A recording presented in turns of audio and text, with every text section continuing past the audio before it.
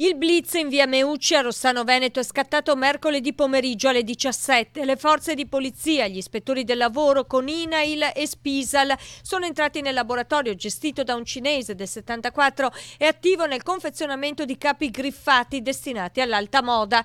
Delle 23 persone al lavoro in quel momento, 16 sono risultate essere completamente in nero, 5 i clandestini. La situazione sia lavorativa che di vita era precaria, era al limite, con un dormitorio creato in maniera abusiva, dove erano state costituite 5 stanze da letto in cui era evidente la presenza dei lavoratori che vivevano lì in condizioni alloggiative assolutamente precarie e assolutamente degradanti. Posto di lavoro ma anche dormitorio, dunque in condizioni igienico-sanitarie precarie. I lavoratori erano appena transitati da un'altra azienda a questa nuova partita IVA creata appena un mese fa, anche se in realtà si tratta dello stesso giro di persone che aprono e chiudono imprese senza pagare imposte e contributi, di fatto mettendo in atto una situazione di concorrenza sleale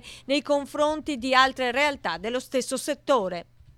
Pesanti le violazioni anche sul fronte delle norme in tema di sicurezza sul lavoro e assicurative INAIL, e poi tra le macchine da cucire e i cumuli di tessuti è stato trovato anche un bambino di appena 2 anni e mezzo. L'immobile è stato sequestrato e l'attività è stata sospesa, quindi non ci deve essere nessuna attività, nessun lavoro, nessuna produzione da parte di questa azienda. I controlli nello stabile di Rossano sono scattati dopo le segnalazioni di alcuni cittadini e le verifiche da parte della polizia locale. Dura la reazione del sindaco Morena Martini. Se ci sono persone che delinquono a Rossano lo devono dimenticare come territorio, perché siamo in grado di controllare tutto e spesso.